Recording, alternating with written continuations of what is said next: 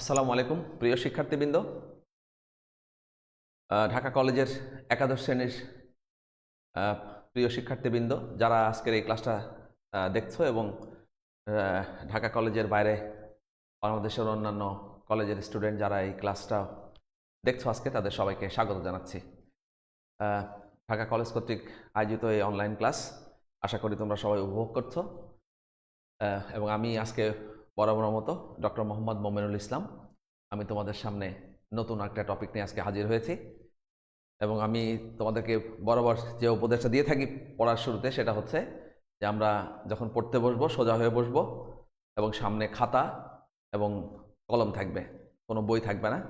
এটা নিয়ে আমরা যদি বসি তাহলে আশা করি আমাদের আজকের পড়াটা গত ক্লাসগুলোর মতোই আমরা ভালোভাবে বুঝতে পারবো আশা করি। তো যাক, আজকে আমরা যেটা নিয়ে আলোচনা করতে যাচ্ছি সেটা হচ্ছে কনজারভেশন অফ মোমেন্টাম, ভরবেগের সংরক্ষণশীল নীতি। এর আগের ক্লাসগুলোতে আমরা মৌলিক বল, ঘাত বলের অ্যাপ্লিকেশন, বলের বিভিন্ন প্রয়োগগুলো, এককগুলো এবং এককগুলোর মধ্যে রিলেশন, সেগুলো নিয়ে আমরা এর আগের ক্লাসগুলোতে আলোচনা করেছি। এবং আমরা ঘাত বলের একটা দৃষ্টান্ত, রকেটের ধাক্কা, সেটা নিয়ে আমরা গত ক্লাসে আলোচনা করেছি। আজকে আমরা যেটা পড়বো সেটা হচ্ছে কনজারভেশন অফ মোমেন্টাম। এবং আমার যেটা মনে পড়ে যে আমরা গত ক্লাসে নিউটনের গতির দ্বিতীয় সূত্র থেকে প্রথম সূত্রটা প্রতিপাদন করেছিলাম। আজকে আমরা গতির দ্বিতীয় সূত্র থেকে তৃতীয় সূত্রটা প্রতিপাদন করতে চাই, করে নিয়ে তারপর আমরা কনজারভেশন অফ মোমেন্টাম, ভরবেগের সংরক্ষণশীল নীতি এবং এর আনুষঙ্গিক যে বিষয়গুলো আছে সেগুলো নিয়ে আমরা আলোচনা করব। তো প্রথমে নিউটনের গতির দ্বিতীয় সূত্র থেকে প্রথম সূত্র কিভাবে প্রতিপাদন করা যায় সেটা আমরা একটু ঝটপট দেখে আসি। তো প্রথমে আমি এখানে লিখি যে দ্বিতীয় সূত্র হতে প্রথম সূত্র, তৃতীয় সূত্র, দ্বিতীয় সূত্র হতে তৃতীয় সূত্র কিভাবে বানানো যায়। আমরা গত ক্লাসে দ্বিতীয় সূত্র থেকে প্রথম সূত্র প্রতিপাদন করেছিলাম। তো এগুলো ভালো করে জানতে গেলে আমাদের যেটা করতে হবে সবসময়, এটা খেয়াল রাখবা যে সূত্রগুলোর স্টেটমেন্টগুলো আমাদের কিন্তু ভালোভাবে জানা থাকতে হবে। সূত্রগুলোর স্টেটমেন্টগুলো যদি আমরা খুব ভালোভাবে জানি, তাহলে আমার বিশ্বাস যে আমাদের এই একটা থেকে আরেকটায় যে কনভার্ট হওয়ার, এটা আমাদের জন্য অনেক বেশি সহজ হবে। তো দ্বিতীয় সূত্র হচ্ছে কি, বস্তুর ভরবেগের পরিবর্তনের হার ও হার উপর প্রযুক্ত বলের সমানুপাতিক। এটা আমরা গত ক্লাসে বা তার আগের ক্লাসে আমরা এটাকে ডিরাইভ করেছিলাম। বস্তুর ভরবেগের পরিবর্তনের হার ও হার উপর প্রযুক্ত বলের সমানুপাতিক। বল যেদিকে ক্রিয়া করে বস্তুর ভরবেগের পরিবর্তনটা সেদিকেই হবে। আর প্রথম সূত্র বলছে যে বাহ্যিক বল প্রয়োগে বাধ্য না হলে স্থির বস্তু স্থির থাকবে, গতিশীল বস্তু সুষম বেগে সরল পথে চলবে। আর থার্ড লটা যেটা, সেটা আমরা জানি প্রত্যেক ক্রিয়ারই সমান বিপরীত প্রতিক্রিয়া আছে। তা আমি যদি এরকম একটা ভর বিবেচনা করি, যেটা ভরটাকে বলছি আমি m1, আরেকটা ভর যদি আমি বলি সেটা হচ্ছে কত, m2। এদেরকে যদি পরস্পরের বিপরীত দিক থেকে আমি যদি ক্রিয়াশীল করি, তাহলে কি ঘটনা ঘটবে? তাহলে এদের মধ্যে কলিশন বা সংঘর্ষ সংঘটিত হবে। এটা হচ্ছে m1, এটা হচ্ছে m2। এতে কি করবে, m1 m2 এর উপরে f1 মানের বল বিনিময়ে m2 m1 এর উপরে f2 মানের বল কিন্তু প্রয়োগ করবে। বল একটি ভেক্টর রাশি, আমরা এটাকে ভেক্টরের মাধ্যমে এটাকে এক্সপ্রেস করলাম। এবং এখান থেকে আমরা পরিষ্কার লিখতে পারি যে যেহেতু নিউটনের থার্ড ল বলছে প্রত্যেক ক্রিয়ারই সমান বিপরীত প্রতিক্রিয়া রয়েছে, তাহলে আমরা বলতে পারি f1 ইজ ইকুয়াল টু হচ্ছে f2। এবং যেহেতু বিপরীত প্রতিক্রিয়া, তাই আমরা একটা ব্যবহার করলাম হচ্ছে একটা মাইনাস। তার মানে এটা হচ্ছে থার্ড ল, প্রত্যেক ক্রিয়ারই সমান বিপরীত প্রতিক্রিয়া আছে। তার মানে এটাকে যদি আমরা এইভাবে লিখি, এটা আমাদের থার্ড ল, যদি এইভাবে লিখি যে f1 plus f2 is equal to হচ্ছে 0, নিট ফোর্স 0। এই জন্য বলে যে বাহ্যিক বল প্রয়োগে বাধ্য না হলে স্থির বস্তু স্থির, গতিশীল বস্তু সুষম বেগে সরল পথে চলবে। তাহলে এডিশনাল কোনো ফোর্স, আমরা নিট ফোর্স এখানে 0 দেখতে পাচ্ছি। সুতরাং আমরা ইজিলি ফার্স্ট ল থেকে থার্ড ল, সেকেন্ড ল থেকে থার্ড ল, এগুলো আমরা তৈরি করতে পারবো। তো এখন আমি যদি বলি যে প্রত্যেকটা বস্তুর আলাদা আলাদা ভরবেগের মানটা হচ্ছে p1, দ্বিতীয় বস্তুর ভরবেগটা হচ্ছে p2, তাহলে প্রথম বস্তুর ভরবেগের পরিবর্তনটা হবে হচ্ছে dp1 বাই হচ্ছে dt। টি সময় ধরে যদি এদের এই ক্রিয়াকাল মানে অ্যাকশন, কলিশন টাইম, এদের সংঘর্ষের ক্রিয়াকালটা যদি টি হয়, তাহলে rate of change of momentum, ভরবেগের পরিবর্তনের হারটা আমরা প্রথমটার ক্ষেত্রে লিখব dp1 by dt, which is equal to f1 according to second law। এবং দ্বিতীয় যে বস্তুটা রয়েছে তার ভরবেগের পরিবর্তনটা হবে হচ্ছে dp2 divided by dt, dp2 by dt, এটাকে আমরা বলবো হচ্ছে f2। এটা আমরা সেকেন্ড ল ডিরাইভ করেছিলাম। বস্তুর ভরবেগের পরিবর্তনে হার ও হার উপর প্রযুক্ত বলের সমানুপাতিক, বল যেদিকে ক্রিয়া করে ভরবেগের পরিবর্তন সেদিকেই হয়। এখন এটা তো আলাদা আলাদা ভরবেগের পরিবর্তন আমরা দেখতে পাচ্ছি, বাট যখন কলিশনটা হবে, সংঘর্ষটা হবে, তখন টোটাল ম্যাসটা হবে m1 প্লাস m2, দুটো একসঙ্গে হয়ে গেছে, এবং তাদের total momentum will be equal to p is equal to p1 plus হচ্ছে p2। তখন আমাদের rate of change of momentum after coalition, মানে সংঘর্ষ যখন সংঘটিত হচ্ছে, মোট ভরবেগের জন্য আমরা বলতে পারি dp divided by dt which is also equal to f। এই জিনিসটাই তো আমরা গত ক্লাসে বা তার আগের ক্লাসে কিন্তু আমরা ডিরাইভ করেছিলাম, নিশ্চয় তোমাদের মনে আছে সবার। হ্যাঁ, তো এখন আমি যদি এই সেকেন্ড ল থেকে যদি থার্ড লতে চলে যেতে চাই, তাহলে আমরা কি করব? এই জন্য আমরা যেটা করতে পারি সেটা হচ্ছে আমরা নিউটনের সূত্র থেকে জানি যে dp by dt is equal to হচ্ছে কত, f।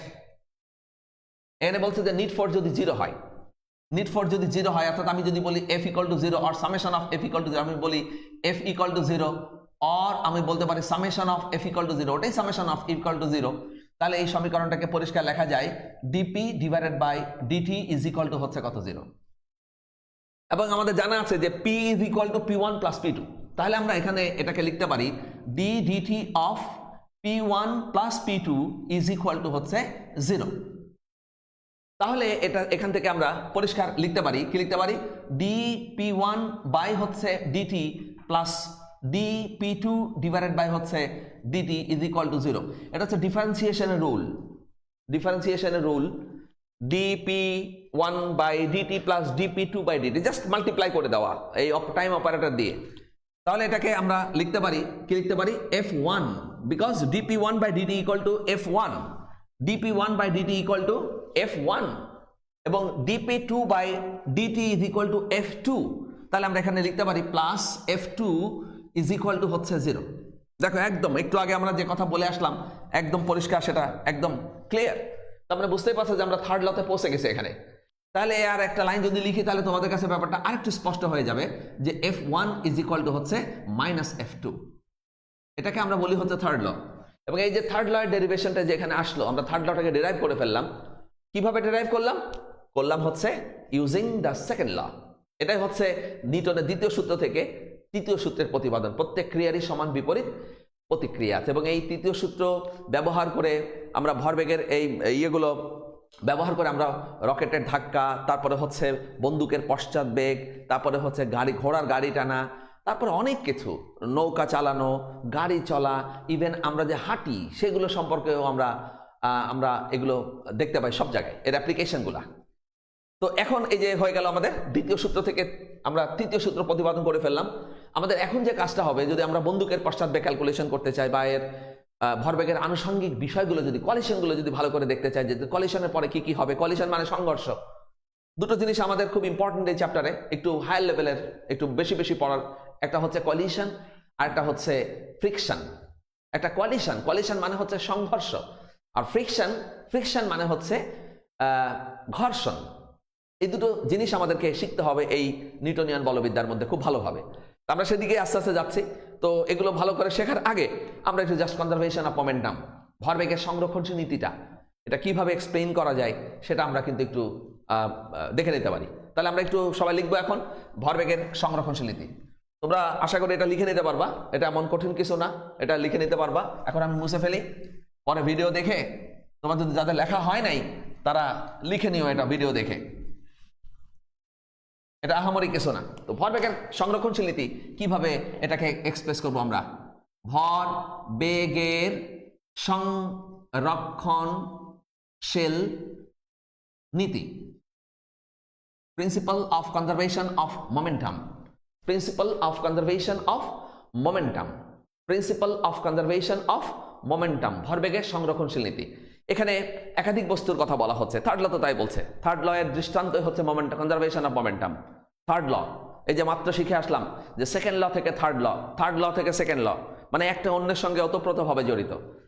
তো এখানে বলছে যে একাধিক বস্তুর মধ্যে ক্রিয়া প্রতিক্রিয়া ছাড়া যদি অন্য কোনো বল কাজ না করে, তাহলে কোনো বস্তুর নির্দিষ্ট দিকে মোট ভরবেগের কোনো পরিবর্তন ঘটবে না। স্টেটমেন্ট আমরা এখানে না, আমরা এই এসএসসি লেভেলেও কিন্তু আমরা শিখে এসেছি এগুলা।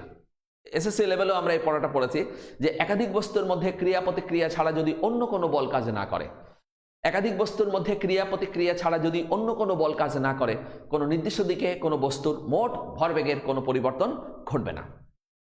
তাহলে এইটাকেই আমরা ম্যাথমেটিক্যালি একটু দেখতে চাই যে ম্যাথমেটিক্যালি এটাকে কিভাবে প্রুভ করা যায়। একাধিক বস্তুর মধ্যে ক্রিয়া প্রতিক্রিয়া ছাড়া অন্য কোনো বল যদি কাজ না করে, কোনো নির্দিষ্ট দিকে কোনো বস্তুর মোট ভরবেগের কোনো পরিবর্তন ঘটবে না। এটাকে আমরা একটু ছবি দিয়ে তারপরে একটু তোমরা এসএসসি লেভেলে অনেক বড় করে কিন্তু শিখেছিলে। আমাদের এখানে বড় করে লাগবে না, কারণ আমরা যেহেতু এখানে ক্যালকুলাস এর ধারণা চলে আসছে, এই জন্য আমাদের এই পড়াটা অনেক শর্ট, 6-7 লাইনের মধ্যে আশা করি আমাদের কনজারভেশন অফ মোমেন্টাম, ভরবেগের সংরক্ষণ নীতি আমাদের প্রুভ হয়ে যাবে। হ্যাঁ, তো আমরা ভরবেগের সংরক্ষণ নীতিতে আমি কতগুলো বস্তু ছবি আঁকবো। যেহেতু একাধিক বস্তুর মধ্যে বলছে একের অধিক বস্তু ক্রিয়া প্রতিক্রিয়া ছাড়া অন্য কোনো বল কাজ করবে না। যেমন আমরা বন্দুকে যখন গুলিটা লোড করে যখন আমরা ফায়ার করি, তখন কিন্তু আমরা গুলিটা লোড করে কিন্তু বন্দুকের পেছনে ধাক্কা দিই না গুলিটা বের হওয়ার জন্য। আমরা কি বন্দুকের মধ্যে গুলিটা পরে কি পেছনে ধাক্কা দিয়ে গুলি বের করি, নাকি ফু দিয়ে গুলি বের করি? আমরা দুটোর কোনোটাই করি না। কি করি? ট্রিগার চাপি। ট্রিগার চাপলে ভিতরে যে স্প্রিং আছে, স্প্রিং এর পটেনশিয়াল এনার্জি, বিভব শক্তি, সেটা দিয়ে আমরা ওই গুলিটাকে বন্দুক থেকে প্রচন্ড বেগে বাইরের দিকে আমরা বের করে দিই। ফলে যখন এই গুলিটা সামনের দিকে বের হয়, তখন বন্দুকের পিছনের দিকে একটা ধাক্কা তৈরি হয়। সেটা তোমরা হয়তো যারা এয়ারগান নিয়ে পাখি শিকার করেছো তারা হয়তো অনেকে বলতে পারবে। হ্যাঁ, এবং আমরা এমনি সিনেমাতেও যখন দেখি যে বন্দুক দিয়ে যখন গুলি করে, তখন দেখবো যে গুলি সামনে যাচ্ছে আর পিছন দিকে বহুত কষ্ট করে যে সোলজার থাকে, হ্যাঁ, ওনাকে ধরে রাখতে হয় বন্দুকটাকে, যাতে পেছনের দিকে এসে তার কোনো ক্ষতি করতে না পারে। যাক, সেই ব্যাপারগুলো নিয়ে আমরা আলোচনা করবো এখন। তাহলে একাধিক বস্তু লাগবে এখানে, একটি বস্তু নয়, একাধিক বস্তু, এর মধ্যে ক্রিয়া প্রতিক্রিয়া ছাড়া অন্য কোনো বল কাজ করবে না। তাহলে আমি প্রথমে একটা বস্তু ছবি আঁকি। বস্তুটা হচ্ছে, ভরটা হচ্ছে m1, যেটা u1 বেগে যাবে, u1। তাহলে প্রথম যে ভরটা নিয়েছি m1, তার ভেলোসিটি তো হচ্ছে u1। দ্বিতীয় যে ভরটা আমি নিব সেটা হচ্ছে m2, যেটা হচ্ছে u2 বেগে যাবে। এবং এরা একই রেখা বরাবর, যেহেতু কলিশনের ব্যাপার রয়েছে, তাহলে আমরা একই রেখা বরাবর ওয়ান ডাইমেনশনাল, এটাকে বলে ওয়ান ডাইমেনশনাল কলিশন, একমাত্রিক সংঘর্ষ চলে আসে অটোমেটিক্যালি। আমরা সংঘর্ষ পড়ছি না, বাট চলে আসছে কনজারভেশন অফ মোমেন্টাম পড়তে গিয়ে। হ্যাঁ, আমরা কিন্তু এখনো বলছি না যে এটা collision, but conservation of momentum পড়তে গিয়ে অটোমেটিক্যালি কলিশন চলে আসছে। যেটা আমি ক্লাসের শুরুতে আজকে বলেছি যে collision and friction very very important, এটা আমাদের ভালো করে বুঝতে হবে। তো এদেরকে কলিশনের জন্য, সংঘর্ষের জন্য আমাদেরকে কি করতে হবে? একই রেখা বরাবর চালনা করতে হবে, একই দিকে অথবা বিপরীত দিকে। আমরা একই দিকেই, ফর সিম্পলিসিটি, একই দিকেই চালনা করি। তো এখন এই সামনে যেটা রয়েছে সেটার ভেলোসিটি যদি প্রথমটা ভেলোসিটি থেকে বেশি হয়, অর্থাৎ u2 ইজ গ্রেটার দ্যান যদি u1 হয়, তাহলে কিয়ামত পর্যন্ত তুমি বসে থাকবা, এদের মধ্যে কোনো কলিশন জীবনে দেখতে পাবে না। কারণ সামনেরটা বেগ যেহেতু বেশি, সে অনেক আগেই সামনের দিকে চলে যাবে। ফলে পেছনেরটা কখনোই সেকেন্ডটার সঙ্গে, মানে সামনেরটার সঙ্গে সংঘর্ষে লিপ্ত হতে পারবে না। তাই সংঘর্ষের জন্য ওয়ান ডাইমেনশন কলিশন, একমাত্রিক সংঘর্ষে আমরা কি করব? পেছনেরটার বেগকে সামনেরটার বেগ অপেক্ষা বেশি বিবেচনা করব। মনে করি পেছনের বেগ হচ্ছে u1, দ্বিতীয়টার বেগ হচ্ছে, সামনেটা যেটা রয়েছে সেটার বেগ হচ্ছে কত? u2, and u1 is greater than u2। এই অবস্থায় যদি আমরা এটাকে এই শর্ত সাপেক্ষে ওদেরকে যদি আমরা ছেড়ে দিই, তাহলে কি ঘটনা ঘটবে? তাহলে পেছনেরটা সামনেটাকে দিবে একটা পেছন থেকে ধাক্কা। এই ধাক্কাটাকে আমরা এখানে বলবো এই হচ্ছে ধাক্কা, এটা হচ্ছে m1 আর এটা হচ্ছে m2। একটু আগে আমি ছবিটা এঁকেছিলাম, এখানে দেখতে পাচ্ছি যে m1টা কি করবে? ধাক্কা দিবে m2 এর উপরে f1 মানের বল কাজ করবে বা তৈরি হবে। আর বিনিময়ে every action has its equal and opposite reaction. Third law, যেটা থার্ড ল এর যে application, conservation of momentum, application of third law is the conservation of momentum. তাহলে কি করবে? m2 m1 এর উপরে বিনিময়ে f2 মানের ফোর্স এখানে দিবে।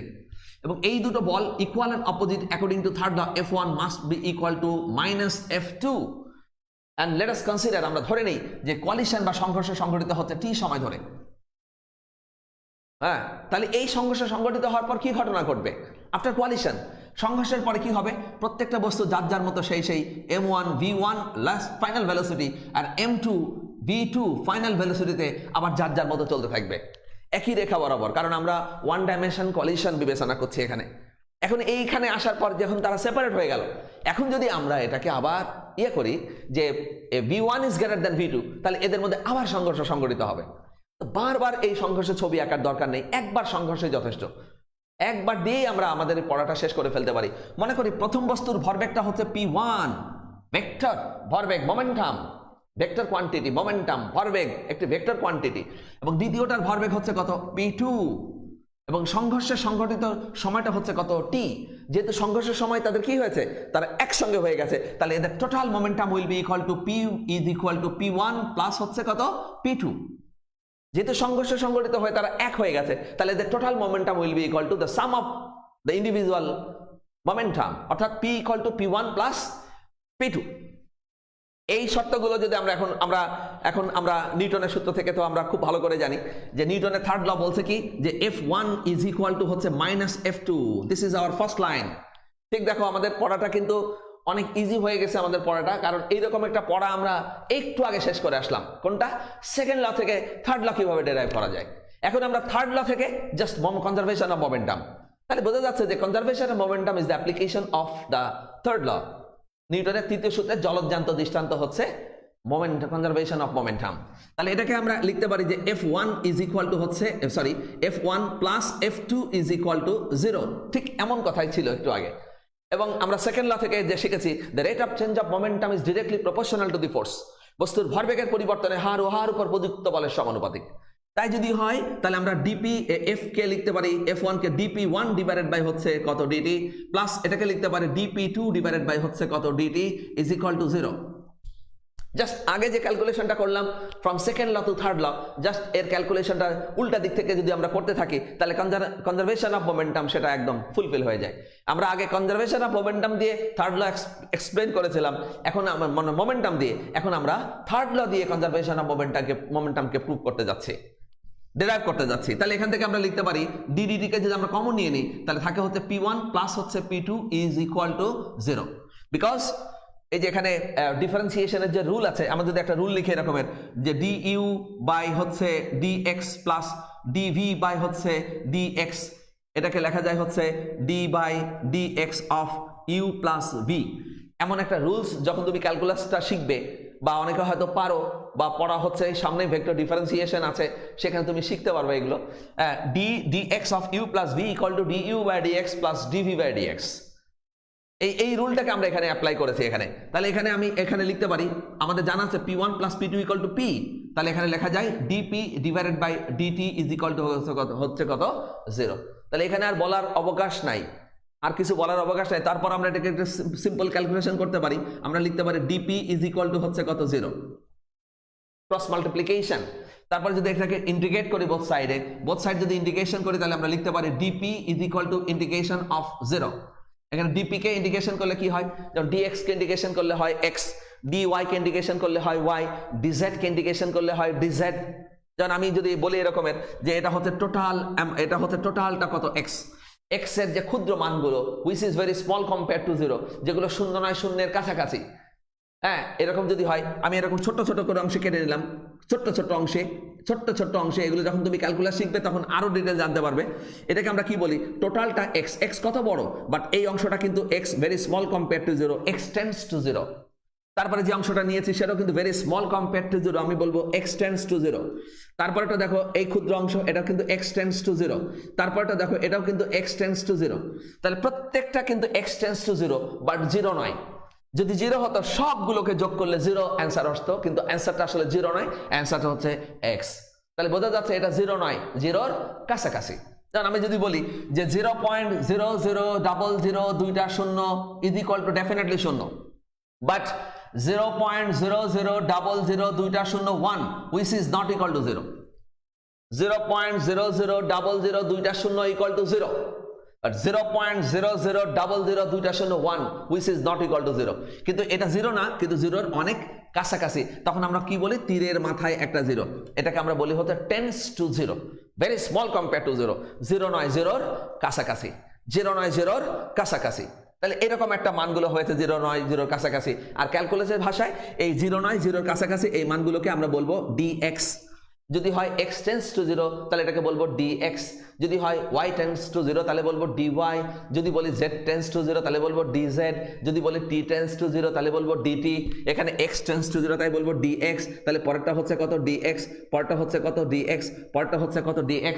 এবার সব dx গুলোকে, সবগুলো dx এখন সব dx গুলোকে যোগ করি, dx plus dot dot dot dot dot plus হচ্ছে dx, টোটালটা কত আসবে, এই যে আমাদের সেই রেজাল্ট কত x।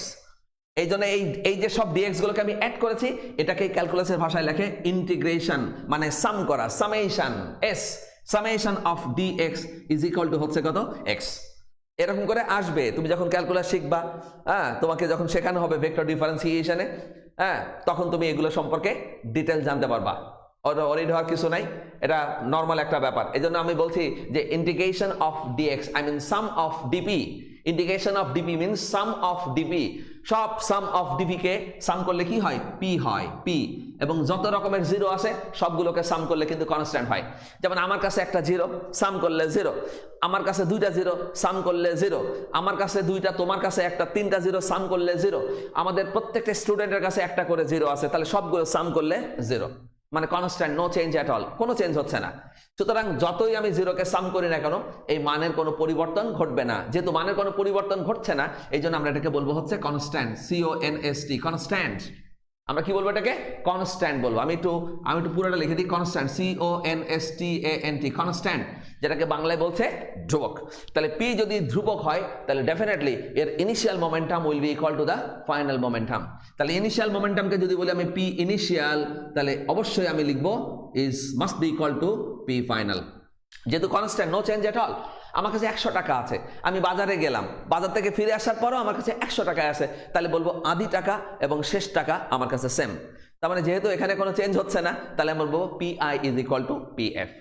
এই জন্যই বলছে যে একাধিক বস্তুর মধ্যে ক্রিয়া প্রতিক্রিয়া ছাড়া অন্য কোনো বল যদি কাজ না করে, তাহলে কোনো নির্দিষ্ট দিকে কোনো বস্তুর মোট ভরবেগের কোনো পরিবর্তন ঘটবে না। এই মোট ভরবেগের কোনো পরিবর্তন ঘটবে না বলেই তো লিখেছি P ইকুয়াল টু কনস্ট্যান্ট।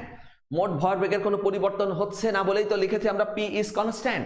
যেহেতু P কনস্ট্যান্ট, তাহলে initial value of P is equal to the final value of P। আদি P এর যে আদি মান PI is equal two PF। এটাই হচ্ছে দ্য কনজারভেশন অফ মোমেন্টাম। এটাই আমরা ছোটবেলায়, দেখো আমরা কয়টা লাইন করলাম, 1 2 3 4 5 6 7 8 9 লাইনে শেষ হয়ে গেছে। অথচ আমরা যখন এসএসসি পড়েছিলাম তখন আমরা এটা পড়তে আমাদের অনেক কিছু করতে হয়েছিল। 2 পাতা ক্যালকুলেশন করার পরে তারপরে কনজারভেশন অফ মোমেন্টাম, ভরবেগের সংরক্ষণশীল নীতি আমরা প্রমাণ করতে সামর্থ্য অর্জন করেছিলাম। ওই একই জিনিস, এটা একটু মডিফাইড ফর্ম আমরা ক্যালকুলাস দিয়ে করলাম, আমরা ভেক্টর নোটেশন ইউজ করলাম। বাট ওই ক্লাস 9 10 মোমেন্টাম ভেক্টর হওয়া সত্ত্বেও আমরা সেখানে ভেক্টর সাইন ইউজ আমরা করি না, কারণ সেখানে ভেক্টরের এরকম বিপুল ব্যবহার ছিল না।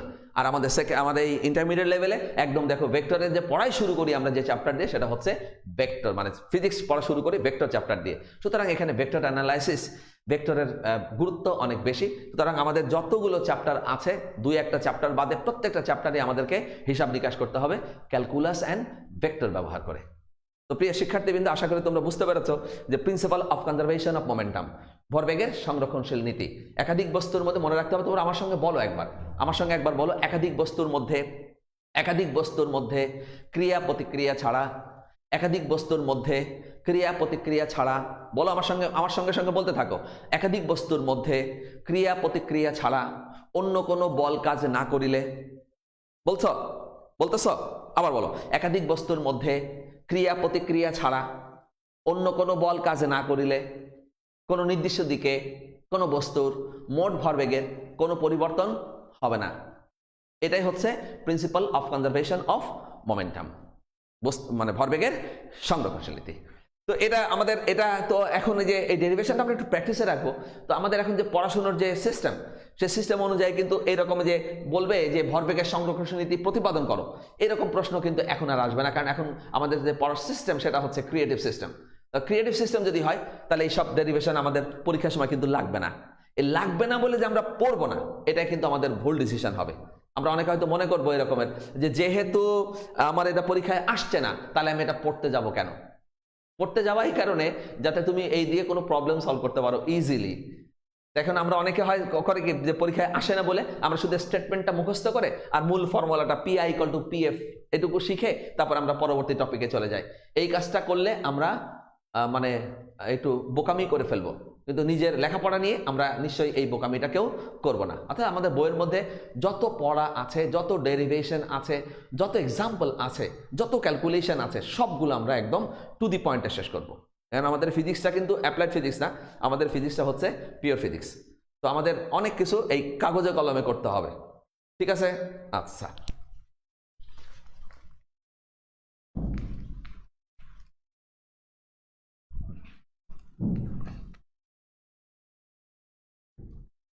এখন আমরা একটু তোমার যে ম্যাট্রিকে যে লেভেলটা তোমার ছিল, তুমি যে ম্যাট্রিকে যে পড়ে আসছিলে আর কি এসএসসি লেভেলে, সেই লেভেলটাতে আমরা একটু ঘুরে আসি, তাহলে আমাদের জন্য কোয়ালিশনটা বুঝতে অনেক বেশি সুবিধা হবে। কোয়ালিশন, ওয়ান ডাইমেনশনাল কোয়ালিশন দুই রকমের হয়, এটা আমরা একটু প্রকারভেদ নিয়ে আলোচনা করব। ঠিক এই জায়গাটা কি ঘটনা ঘটলো একটু একটু খেয়াল করো। এই জায়গাটা আমরা দেখতে পেলাম যে আসছে হচ্ছে P I is equal to হচ্ছে পি এফ, ঠিক এরকম এই জায়গাটায় এসেছে P I equal to P F. আমরা যদি এখন ভেক্টর নোটেশনটা ইউজ না করে যদি ম্যাগনিটিউড ক্যালকুলেশন করি, জাস্ট ম্যাগনিটিউড মান, তাহলে আমরা ভেক্টর নোটেশনটা ইউজ করলাম না।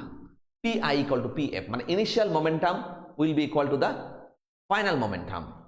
তো এখন আমরা দেখি যে প্রথম বছর কোয়ালিশনের আগে এটা হচ্ছে আগে, আর এটা হচ্ছে পরে, এটা হচ্ছে পরে, আর এটা হচ্ছে আগে, আর মাঝখানে যেটা ঘটেছে সেটা হচ্ছে সংঘর্ষ। তাহলে মাঝখানে হয়েছে সংঘর্ষ, এটা হচ্ছে সংঘর্ষের আগে, এটা হচ্ছে সংঘর্ষের পরে। কি ঘটনা ঘটবে সংঘর্ষের আগে পরে কি হবে? সংঘর্ষের আগে দেখো প্রথম বস্তুর ভর হচ্ছে m1, প্রথম বস্তুর বেগ হচ্ছে e1, তাহলে প্রথম বস্তুর ভর বেগ হচ্ছে কত? m1 u1। সংঘর্ষের আগে দ্বিতীয় বস্তুর ভর হচ্ছে m2, বেগ হচ্ছে কত? u2, তাহলে সংঘর্ষের আগে দ্বিতীয় বস্তুর ভরবেগ হচ্ছে কত? m2 u2। তাহলে সংঘর্ষের আগে মোট ভরবেগ কত হচ্ছে? m1 u1 plus m2 u2। তাহলে আমি এখানে পি আই এর পরিবর্তে লিখে ফেলতে পারি m1 u1 প্লাস হচ্ছে কত? m2 u2 equal to. এবার চলে যাবো আমরা সংঘর্ষের পরে। সংঘর্ষের পরে কি হচ্ছে? সংঘর্ষের পরে প্রথম বস্তুর ভর হচ্ছে m1, বেগ হচ্ছে v1, তাহলে প্রথম বস্তুর ভরবেগটা হচ্ছে m1 v1। সংঘর্ষের পরে দ্বিতীয় বস্তুর ভর হচ্ছে m2, দ্বিতীয় বস্তুর বেগ হচ্ছে v2, তাহলে সংঘর্ষের পরে দ্বিতীয় বস্তুর ভরবেগটা হচ্ছে m2 v2। তাহলে সংঘর্ষের পরে টোটাল মোমেন্টাম মোট ভরবেগ কত হচ্ছে? m1 v1 প্লাস হচ্ছে m2 v2। This is the final momentum after coalition. তাহলে আমরা এটাকে লিখতে পারি m1 v1 প্লাস হচ্ছে m2 v2। এই জিনিসটাই কিন্তু তোমরা ক্লাস 9-10 এ পড়ছো, আর আমরা একেবারে যেটা তৈরি করেছি সেটা একেবারে যে কোনো ডাইমেনশনে along X, along Y, along Z, যে কোনো ডিরেকশনে তুমি এটা দিয়ে ক্যালকুলেশন করতে পারো, কিন্তু এই ইকুয়েশন দিয়ে বিভিন্ন ডাইমেনশনে কিন্তু মোমেন্টামকে ক্যালকুলেশন করা যাবে না।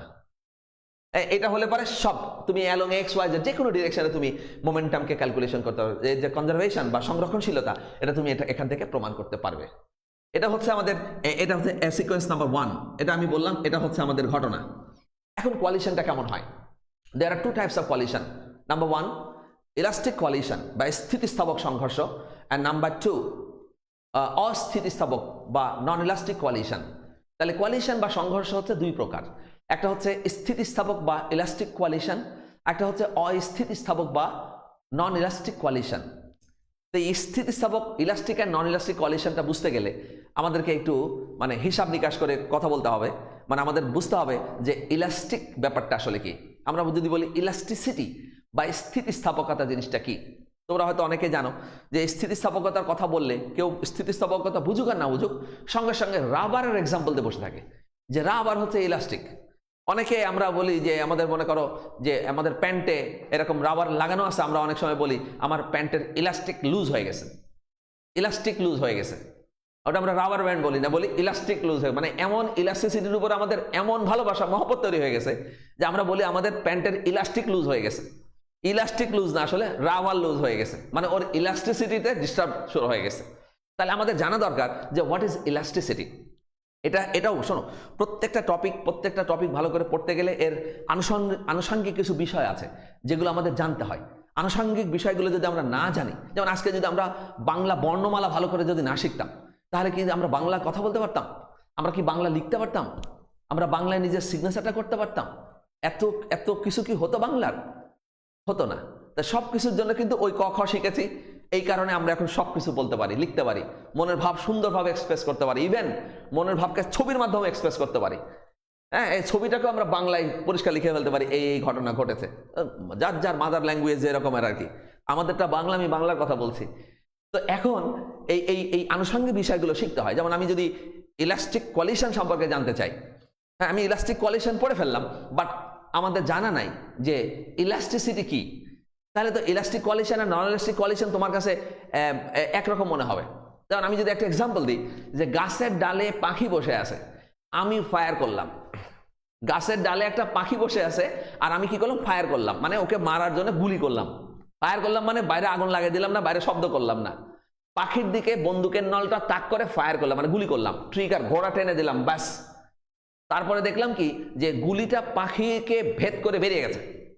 এমন স্পিডে গুলি, পাখির থিকনেসটা বা সাইজটা ছোট, এমন স্পিডে গুলি যে পাখির ভিতরে ঢুকে পাখিকে রেখে গুলি বের হয়ে চলে গেছে, পাখি ডেড। এটা এক ধরনের কোয়ালিশন, কারণ পাখির সঙ্গে গুলির কোয়ালিশন হয়েছে, এটা ওয়ান কাইন্ড অফ কোয়ালিশন। আবার দ্বিতীয় ক্ষেত্রে যদি আবার বলি, যে গাছের ডালে পাখি বসে আছে আর আমি বন্দুকের নল তার দিকে তাক করে ফায়ার করলাম, পাখি মারা গেছে কিন্তু গুলিটা বের হয়ে যায় না, গুলিটা পাখির মধ্যে রয়ে গেছে, এটাও ওয়ান কাইন্ড অফ কোয়ালিশন। তাহলে দেখা যাচ্ছে যে গুলি বের হয়ে যাওয়া আর গুলি বের না হওয়া, এটা কিন্তু ভিন্ন রকমের কোয়ালিশন। একটা মাত্র এক্সাম্পল, গাছের ডালে পাখি বসে আছে আর আমি হচ্ছে গুলি করলাম, ব্যাস পাখি মারা গেল। দুটা ক্ষেত্রে এটাকে এক্সপ্লেন করতে পারি, এক, গুলি বের হয়ে মারা গেছে, আর দুই নম্বর, গুলি ভিতরে রয়ে গিয়ে তারপরে মারা গেছে। এই ব্যাপারটাকে আমরা ফিজিক্সে এক্সপ্লেন করব কোয়ালিশনের দুটো পার্ট দিয়ে, একটা হচ্ছে ইলাস্টিক কোয়ালিশন, একটা নন ইলাস্টিক কোয়ালিশন। মনে রাখতে হবে, কোয়ালিশনটা ইলাস্টিক হোক আর নন ইলাস্টিক হোক, উভয় ক্ষেত্রে কিন্তু কনজারভেশন অফ মোমেন্টাম বা বস্তুর ভরবেগের সংরক্ষণশীল নীতি কিন্তু সে মেনে চলবে। কোয়ালিশনটা ইলাস্টিক হোক আর নন ইলাস্টিক হোক, সে কিন্তু কনজারভেশন অফ মোমেন্টাম, বস্তুর ভরবেগের সংরক্ষণশীল নীতি কিন্তু মেনে চলবে। বাট কাইনেটিক এনার্জি, যে মোমেন্টাম অফ কি বলে, কনজারভেশন অফ কাইনেটিক এনার্জি, এটা কিন্তু দুই ক্ষেত্রে, এক ক্ষেত্রে মানবে, এক ক্ষেত্রে মানবে না। এখন যদি আমার এই ব্যাপারটা স্পষ্ট হতে হয়, অর্থাৎ হায়ার অর্ডার টাইপ প্রবলেম যদি আমাকে সলভ করতে হয়, যে কোয়ালিশনটা ওই পাখিকে যে গুলি করলে গুলিটা পাখির মধ্যে রয়ে গেল, এটা কোন ধরনের কোয়ালিশন, গাণিতিকভাবে বিশ্লেষণ করে দেখাও। এখন আমি যদি ধরন না বুঝি বা ব্যাপারটা সম্পর্কে যদি ক্লিয়ার ধারণা না থাকে, তাহলে তো আমাদের কারোর পক্ষেই এটা কোন ধরনের কোয়ালিশন এটা ব্যাখ্যা করা আসলে সম্ভব হবে না।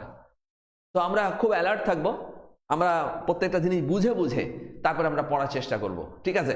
তাহলে আমরা প্রথমে ইলাস্টিসিটি সম্পর্কে একটু জেনে নেই। তোমরা সবাই জানো যে এটা মনে করো একটা বস্তু, এই বস্তু অসংখ্য বস্তু কণার সমন্বয়ে গঠিত। দেখো, অসংখ্য বস্তু কণার সমন্বয়ে গঠিত, এগুলোকে আমরা বলি অ্যাটমস আর মলিকুলস, তুমি যাই বলো না কেন, এবং এগুলো সব কিন্তু গোলাকার হয়। মিনিমাম এনার্জি নিয়ে থাকতে গেলে এদের সাইজটা সবসময় গোল থাকতে হবে। মিনিমাম এনার্জি নিয়ে থাকে বলেই তো আমাদের বস্তু জগতে, মহাজগতে যত কিছু দেখো সব কিছুই গোল। আমাদের পৃথিবী গোল, সূর্য গোল, আমাদের সৌরমণ্ডলে যত গ্রহ আছে সবগুলাই গোল, ওই একটাই কারণে তারা প্রত্যেকে মিনিমাম এনার্জি নিয়ে থাকতে চায়। ইভেন তুমি লক্ষ্য করে দেখেছো যে ট্যাপ ছাড়লে পানি পড়ে কন্টিনিউয়াসলি নলাকারে, অথচ আকাশ থেকে বৃষ্টি পড়ে ফোটায় ফোটায়, একই ঘটনা কিন্তু। আকাশেও ট্যাপ ছেড়ে দেওয়া, পানিটা নলাকারে না পড়ে পড়ে ফোটায় ফোটায়। আবার তুমি ছোটভাবে এটাকে দেখতে পারো, যে ট্যাপ তোমার বাথরুমে পানি দিবে বালতির মধ্যে নলাকারে কন্টিনিউয়াসলি, সেই একই ট্যাপ যদি বাসার বিল্ডিং এর ছাদের উপর উঠে যদি ছেড়ে দাও, তাহলে বাইরে থেকে তুমি দেখবা সেই পানি কন্টিনিউয়াসলি না পড়ে ফোটায় ফোটায় পড়ছে। দেখছো, এই কারণে তো আমাদের মহাজাগতিক যত বস্তু আছে সব বস্তুর আকৃতি কিন্তু গোলাকার। সূর্য, চন্দ্র, মানে যত নক্ষত্র, গ্রহ, যা কিছু আছে সব কিছু কিন্তু গোলাকার, কারণ মিনিমাম এনার্জি নিয়ে থাকতে গেলে আকৃতি গোলাকারই রাখতে হয়। এরকম আমি গোলাকার বস্তু ছবি এঁকেছি, আর তার অ্যাটম মলিকুলসের যে সাইজ না, সেগুলো সব গোলাকার। যে অনেকে প্রশ্ন করতে পারে গোল হয় কেন? হ্যাঁ, অ্যাটম যাই আঁকি গোল আঁকি, এটা আঁকছি গোল আঁকতেছি, পৃথিবী গোল, সূর্য গোল, মহাজগতে যা তাকায় সবকিছুই গোল। কারণটা কি? কারণ এই একটাই, প্রত্যেকে মিনিমাম এনার্জি নিয়ে থাকতে চায়। মিনিমাম এনার্জি নিয়ে থাকার কারণে তাদের আকৃতি গোল করে ফেলতে হয়। এটা যখন আমরা চ্যাপ্টার 7 এর সারফেস টেনশন, পৃষ্ঠ টান নিয়ে যখন আমরা আলোচনা করব, তখন আরো বিস্তারিত তুমি জানতে পারবে। এই কিছুদিন পরে হয়তো চ্যাপ্টার 7 হয়তো পড়া হবে, তখন তুমি দেখতে পাবে। তো এই বস্তুটি দেখো, প্রত্যেকটা বস্তু যদি গোল হওয়ার কারণে, এগুলোকে বলে স্ট্রাকচারাল প্রপার্টিজ অফ ম্যাটার, পদার্থের গাঠনিক ধর্ম, গঠনটা এইরকম আছে। আর এই গঠন এরকম হওয়ার কারণে বিভিন্ন ধর্ম তৈরি হয়। এই জন্য বলি আমরা এটা পদার্থের ধর্ম। কথায় কথায় বলি এটা কেন বলে, এটা ওর ধর্ম, মানে ওর গঠনটাই এই রকমের। গোলাকার হওয়ার কারণে কি হয়েছে, অনেকগুলো অ্যাটম পরপর থাকার কারণে মাঝখানে দেখো ফাঁকা জায়গা তৈরি হয়েছে। এগুলো তোমরা জানো, ইন্টারমলিকুলার স্পেস, আন্তঃআণবিক শূন্যতা, এবং এরা পরস্পরের সঙ্গে যে বন্ধন নিয়ে আছে তাকে আমরা বলি ইন্টারমলিকুলার এনার্জি, আন্তঃআণবিক শক্তি, একে অন্যের সঙ্গে এইরকম শক্তি নিয়ে আছে। মাঝখানের ফাঁকা জায়গাটাকে বলছি আমরা intermolecular space or separation. Intermolecular space মানে আন্তঃআণবিক শূন্যতা বা ফাঁকা জায়গা। এই ফাঁকা জায়গায় সমস্ত সমস্যা সৃষ্টির মূল কারণ। এখন যদি আমি উপর থেকে ফোর্স অ্যাপ্লাই করি এফ, হোয়াট উইল হ্যাপেন? যখন আমি ফোর্সটা অ্যাপ্লাই করছি তখন কি হচ্ছে, ওই যে ফাঁকা জায়গাগুলো আছে ওই ফাঁকা জায়গার মধ্যে অনুপরমাণুগুলো কি করবে, অবস্থান নেবে। কারণ আমরা এক জায়গায় 5 জন লোক আছে, একটু ফাঁকা জায়গা ছিল, যদি তার মধ্যে 7 জন লোক ঢুকে যায় তাহলে কিন্তু আমাদের মধ্যে ইন্টারমলিকুলার যে সেপারেশনটা সেটা কিন্তু আগের থেকে কমে যাবে, মানে ডেন্সিটি বেড়ে যাবে। তো এখানেও তাই হয়েছে, এই ফাঁকা জায়গার মধ্যে যদি সরে যায় তাহলে কিন্তু এদের যে শেপ অ্যান্ড সাইজ, এই বস্তুর যে শেপ অ্যান্ড সাইজ সেটা কিন্তু চেঞ্জ হয়ে যাবে। হ্যাঁ, চেঞ্জ হয়ে যাবে। কিরকম হবে? এরকম মনে করো আগে এরকমের ছিল, এখন কিন্তু এরকমের হয়ে যাবে। এই যে অনুপরমাণুগুলো এরকম চ্যাপটা চ্যাপটা হয়ে যাবে, সব এরকমের শেপ অ্যান্ড সাইজ কিন্তু চেঞ্জ করে ফেলেছে সে। এরকম খুব দেখো মাঝখানের ইন্টারমলিকুলার যে স্পেস সেটা কিন্তু আগের থেকে কি হয়েছে, অনেক অনেক কমে গেছে, স্পেসটা কমে গেছে। এবং বস্তু কি করেছে, তার শেপ অ্যান্ড সাইজকে কিন্তু চেঞ্জ করে ফেলেছে। এই জন্য বলে কোনো বস্তুর উপর বল প্রয়োগ করলে তার আকার আকৃতির পরিবর্তন হয়। তার আকৃতি পরিবর্তন করে ফেলে, আকৃতি পরিবর্তন হয়ে গেছে। কিন্তু আমরা জানি every action has its equal and opposite reaction, প্রত্যেক ক্রিয়ারই সমান বিপরীত প্রতিক্রিয়া আছে। তাহলে যখন আমি এফ ফোর্স এখানে আমি দিব, সঙ্গে সঙ্গে কিন্তু এখানে একটা প্রতিরোধকারী বল সৃষ্টি হবে, যেটাকে আমি বলবো এফ প্রাইম, প্রতিরোধকারী বল। And F prime must be equal to F, প্রতিরোধকারী বল। এটাকে বলে প্রতিরোধকারী বলে রেজিস্ট্রেটিভ ফোর্স। রেজিস্ট্রেটিভ, আমরা পানিতে যখন লাফ দিই তুমি দেখবা পানি সরে যায়, আবার যখন আমি ওখান থেকে চলে আসছি ওমা দেখি পানি আবার আগের মতো লেভেল হয়ে গেছে। নাকি পুকুরের সুন্দর একদম প্লেন সারফেসে লাফ দিলে যে পানিটা সরে যায়, এটা কি সারা জীবন ওইরকমই থাকে? না, লিকুইডে থাকে না, গ্যাসে থাকে না, সলিডে থাকে। সলিডে থাকে, আবার অনেক সলিডে কিন্তু নাও থাকতে পারে। তো যাই হোক, এই এফটা এখন আমি কি করেছি জানো, যখন আমি ফোর্স অ্যাপ্লাই করেছি রেজিস্ট্রেটিভ ফোর্স বা প্রতিরোধকারী বল সৃষ্টি হয়েছে এখানে। কিন্তু আমি তো সারা জীবন আর ফোর্স অ্যাপ্লাই করে বসে থাকবো না, ওর নেচারটা দেখবো, মানে মাইট দেওয়ার পর দেখবো ওর প্রতিক্রিয়াটা কি। এবার আমি কি করেছি, ফোর্স অ্যাপ্লাই করেছি, মানে মাইট দেওয়াটা বন্ধ করে দিয়েছি। সবসময় তো একজনকে সবসময় মারতেই পারে না, কিছু সময় মাইরে দেখে ওর প্রতিক্রিয়াটা কি। আচ্ছা, ফোর্স আমি যেই অ্যাপ্লাই করে মানে রিমুভ করেছি, সঙ্গে সঙ্গে কি হয়েছে, ওই যে ফোর্সটা তৈরি হয়েছিল এফ অ্যাপ্লাই করার কারণে প্রতিরোধকারী বল, সেটা তখন অ্যাক্টিভ হয়ে যাবে। আর সেটা যদি অ্যাক্টিভ হয়, ও কি করবে, ওই বস্তুকে আবার আগের জায়গায় নিয়ে যাবে। ওই বস্তুকে আবার আগের জায়গায় নিয়ে যাবে।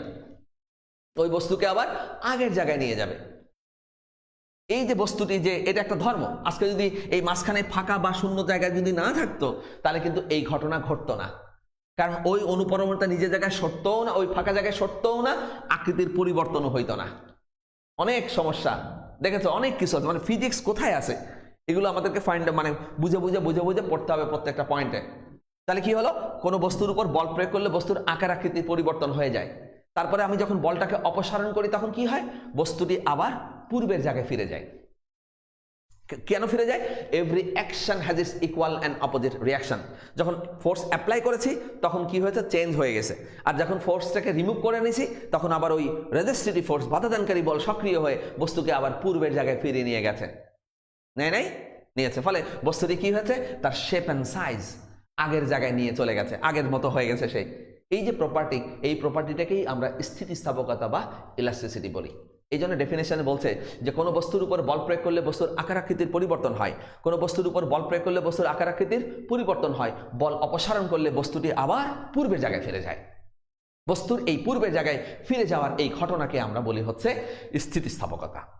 তার মানে সংঘর্ষের পরে যদি আবার আগের জায়গায় ফিরে আসে তখন সেটাকে বলবো ইলাস্টিক, আর যদি ফিরে না আসে তাহলে সেটাকে বলবো আমরা নন ইলাস্টিক।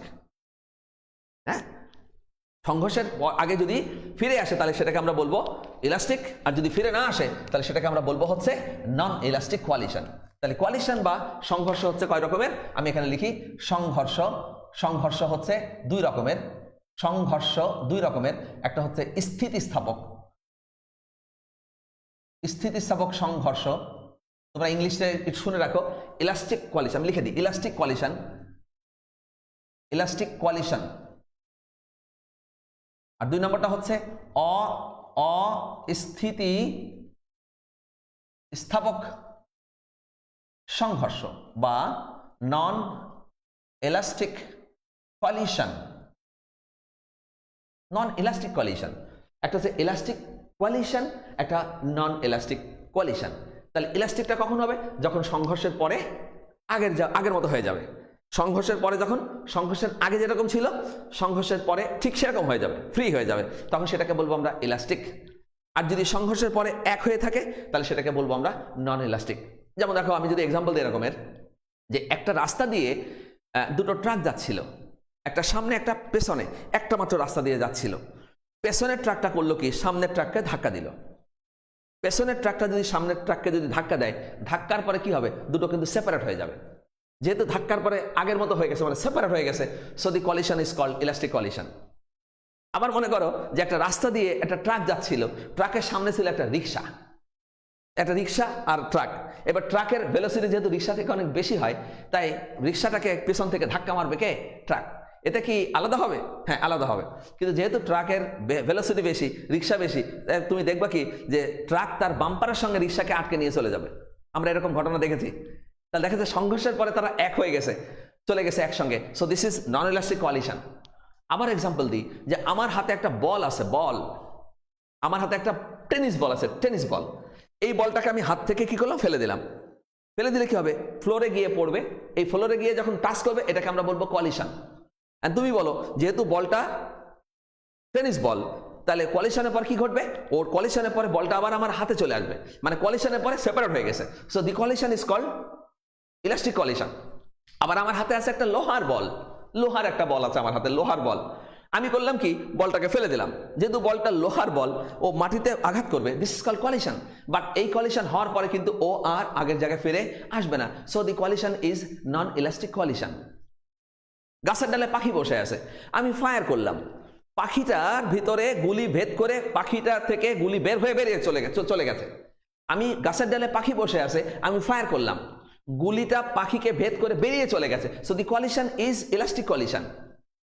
আবার গাছের ডালে পাখি বসে আছে, আমি ফায়ার করলাম, পাখিটা মারা গেল, বাট গুলিটা পাখির মধ্যে রয়ে গেল, so the collision is called non elastic collision. এরকম অসংখ্য এক্সাম্পল দিয়ে তোমরা যদি এগুলো বলতে পারো যে এটা ইলাস্টিক, এটা নন ইলাস্টিক, তাহলে আমার মনে হয় এখান থেকে প্রশ্ন হয়, যে প্রশ্নে আসুক না কেন, যেই করুক না কেন, যে বোর্ডেই পরীক্ষা হোক না কেন, তুমি এমনিই পারবা, কারো সাহায্য তোমার নিতে হবে না। বুঝতে পেরেছো? তাহলে আমাদের এই আসলে মানে আমি পারবো কি পারবো না, এটা নির্ভর করে আমাকে কে পড়াইছে তার উপর না, আমি জানি কি জানি না। আমরা সব না পারলে টিচারের দোষ দেবো, টিচারের কি পড়ালো আমি কিছুই পারলাম না, এটা টিচারের দোষ কই, দোষ তো তোমার, তুমি জানো না, আসলে তোমাকে জানতে হবে। তাহলে আমি কোনো প্রবলেম সলভ করতে পারবো কি পারবো না, এটা নির্ভর করবে আমি জানি কি জানি না তার উপর। তাহলে আমি যদি জানি পারবো, আর যদি না জানি তাহলে আমি পারবো না। এই জন্য তোমাকে এই কোয়ালিশনটাও ভালো করে বুঝতে হবে। তাহলে দেয়ার are two types of coalition, দুই রকমের কোয়ালিশন আছে। নাম্বার ওয়ান, এলাস্টিক কোয়ালিশন বা স্থিতিস্থাপক সংঘর্ষ, একটা হচ্ছে নন এলাস্টিক কোয়ালিশন বা অস্থিতিস্থাপক সংঘর্ষ। তাহলে কোয়ালিশন দুই প্রকার, একটা এলাস্টিক, একটা হচ্ছে নন এলাস্টিক। তাহলে এই যে এখানে যে সংঘর্ষ সংঘটিত হয়েছে, বুঝতেই পারছো যে এই সংঘর্ষের পরে কিন্তু এই কোয়ালিশনটা হয়েছে কি রকমের, এটা সংঘর্ষের পরে আমরা দেখতে পাচ্ছি সেপারেট হয়ে গেছে। সো এত সময় আমরা যে কোয়ালিশন নিয়ে আলোচনা করেছি সেটা ডেফিনেটলি ইলাস্টিক কোয়ালিশন। তাহলে নন ইলাস্টিক কোয়ালিশন যদি হতে হয় তাহলে আমাদের ছবিটা চেঞ্জ করে দিতে হবে। এটা নাম্বার ওয়ান মানে হচ্ছে স্থিতিস্থাপক কোয়ালিশন, আর নাম্বার টু হচ্ছে নন ইলাস্টিক বা অস্থিতিস্থাপক সংঘর্ষ। আমি এখানে একটা বস্তুর ছবি আঁকবো, দিস ইজ M1 যাবে হচ্ছে U1 বেগে, এটা হচ্ছে M2 যাবে হচ্ছে U2 বেগে, and U1 is greater than হচ্ছে U2। সো এদের মধ্যে কোয়ালিশন হবে। আমি এই কোয়ালিশনটা ছবি এঁকে দিই এখানে, এই একটা কোয়ালিশন, ব্যাস, এটা হচ্ছে M1, এটা হচ্ছে M2, এই হচ্ছে কমপ্লিট। এবং আফটার কোয়ালিশন এদের মধ্যে কি হবে, এরা জয়েন হয়ে যাবে, একসঙ্গে চলে যাবে। তাহলে এটা হচ্ছে আমি বলবো M1, এটা হচ্ছে M2, এরা একসঙ্গে যেহেতু যাচ্ছে তাহলে একটি মাত্র ভেলোসিটি বা একটি মাত্র বেগ দিয়ে এসে এখানে গতিশীল হবে। সো ডেফিনেটলি আমরা এখানে বলতে পারি V1 is equal two V2 is equal to হচ্ছে কত, B। সো এই ইকুয়েশনটাকে যদি আমরা একটু সিম্পলিফাই করে লিখি তাহলে আসবে হচ্ছে M1 U1 প্লাস হচ্ছে কত M2 U2 is equal two M1 V plus হচ্ছে M2 V। তাহলে আমরা যদি ভিটাকে কমন নিয়ে নিই তাহলে হয়ে যাবে M1 প্লাস হচ্ছে M2 is equal two M1 U1 plus হচ্ছে M2 U2। Therefore final velocity বা এদেরকে বলে সমন্বিত বেগ বা একসঙ্গে থাকা যে বেগ, সেই বেগের মানটা বের হয়ে যাবে কম্বাইন্ড ভেলোসিটি, একসঙ্গে বলে কম্বাইন্ড ভেলোসিটি। তাহলে velocity will be equal two M1 U1 plus হচ্ছে M2 U2 divided by M1 plus হচ্ছে M2। তো প্রিয় শিক্ষার্থীবৃন্দ, আশা করি বুঝতে পেরেছো যে কোয়ালিশন কয় রকমের হয় এবং কোয়ালিশন সেই প্রকারভেদগুলোকে কিভাবে আমরা আইডেন্টিফাই করতে পারি। তাহলে আমরা দেখলাম যে there are two types of collision, number 1 elastic collision and number 2 non elastic collision. একটা হচ্ছে স্থিতিস্থাপক সংঘর্ষ, একটা হচ্ছে অস্থিতিস্থাপক সংঘর্ষ। স্থিতিস্থাপক অস্থিতিস্থাপক সংঘর্ষ কিভাবে বুঝবো? সংঘর্ষের পরে যদি সেপারেট হয়ে যায়, বোঝার সব থেকে সহজ পদ্ধতি, সংঘর্ষের পরে যদি এরা আলাদা হয়ে যায় তাহলে this is called non elastic collision. আর সংঘর্ষের পরে যদি তারা কম্বাইন্ড ভেলোসিটি বা সমন্বিত বেগে চলে বা একত্রিত থাকে তাহলে সেটাকে আমরা বলবো মাইনাস। আমরা এরকম একটা ছবি এখন আঁকবো, তার আগে তুমি এটা চটপট লিখে নাও, চটপট লিখে নাও।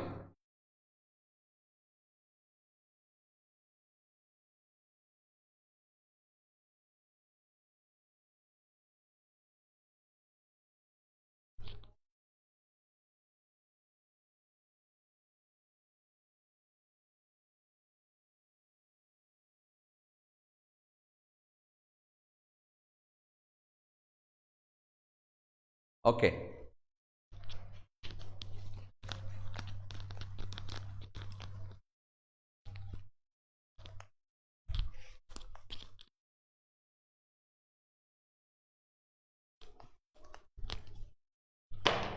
বাস এটা এটা আমরা যদি একটু এক্সাম্পল দেখি, দেখো এই এক্সাম্পল নাম্বার 1, এই একটা বস্তু যার ভর হচ্ছে 5 কেজি, এই একটা বেগ দিয়ে যাচ্ছে 8 মিটার পার সেকেন্ড। এই একটা বস্তু যার ভর হচ্ছে 10 কেজি, এই একটা বেগ নিয়ে যাচ্ছে 4 মিটার পার সেকেন্ড। এদের মধ্যে কোয়ালিশন হয়েছে, সংঘর্ষ হয়েছে। সংঘর্ষের পরে এদের মিলিত বেগ কত? B equal to what? Calculation করতে বলছে সংঘর্ষের পরে এদের মিলিত বেগ কত। আর 2 নম্বর প্রবলেম যেটা বলছে, এটা প্রবলেম, এর তুমি বাসায় বসে প্রবলেমগুলো সলভ করবা। প্রবলেম, এই একটা বস্তু যার ভর হচ্ছে 5 কেজি, এটার ভেলোসিটি হচ্ছে 8 মিটার পার সেকেন্ড। এই একটা বস্তু যেটা হচ্ছে 10 কেজি, এটার ভেলোসিটি হচ্ছে 4 মিটার পার সেকেন্ড। এদের মধ্যে কলিশন হলে এদের মিলিত বেগ কত? মিলিত বেগ মানে কম্বাইন্ড ভেলোসিটি, মিলিত বেগ কত ক্যালকুলেশন করতে হবে।